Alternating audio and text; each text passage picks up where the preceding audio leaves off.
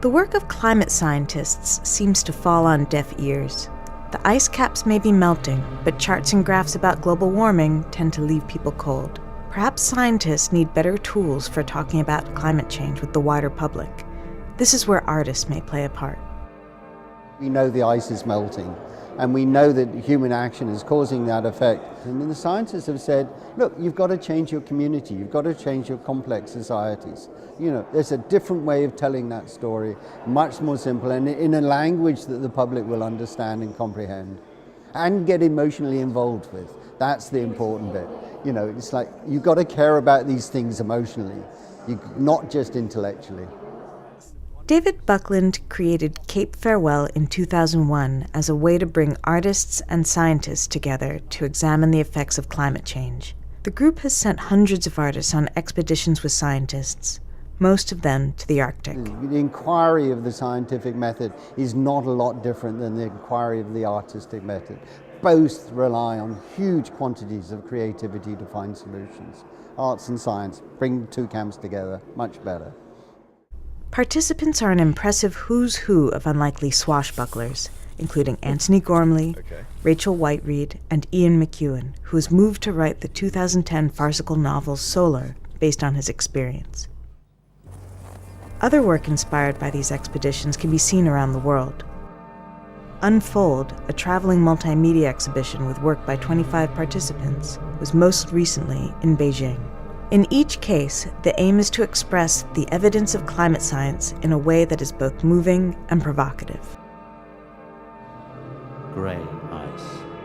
White High Arctic ice. is a multimedia exhibit that was installed at the National Maritime Museum in London in 2011. It was created by Matthew Clark, the founder of United Visual Artists, after he journeyed with Cape Farewell to the Arctic.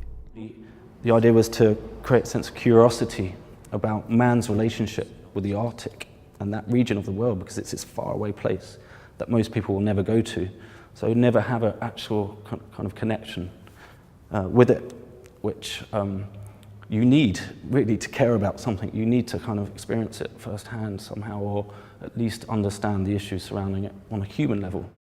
More recently, Cape Farewell put on Carbon 14, a culture festival of art, plays, talks, and other events at the Royal Ontario Museum in Canada. For Claire Sykes, climate change offers an interesting creative challenge for artists. The question of why we're doing this and why in the cultural sector or why respond to climate change through art, you know, the short answer, and to me just remains, is goosebumps. What moves you? What actually makes you change what you do? And for me, that art is incredibly powerful in the way we all listen to pop songs, we all listen to, or come out of movies and we're moved. And art does that. Culture does that. Film does that. Music does that. You know, I want to feel this. I need to feel this to engage and to change my behavior. Ian Morrow is a climate researcher and filmmaker at Mount Allison University in Canada. Together with Zacharias Kunuk, an Inuk filmmaker, he has documented the way rising sea levels, increasingly volatile weather, and warming water are affecting the lives of Canada's Indigenous coastal communities. And I think multimedia is a critical tool to engage the public on climate change. It's very difficult to see climate change happening, and so when you put a camera or you take a photograph, you can really capture some of these images that create a new opportunity for people to think differently about climate. The message of the festival, and of Cape Farewell more broadly, is that the wonky predictions of scientists affect everyone, but that the response need not be despair. Climate change can also be an opportunity for creativity and innovation. We will be able to figure out the solutions that we need to navigate climate change. It's all within us, and it's about being interconnected. It's about bridging different ways of knowing and seeing the world, from governments to scientists, to policymakers, to local people, in a grand shift that allows us to find a smooth, sustainable way forward.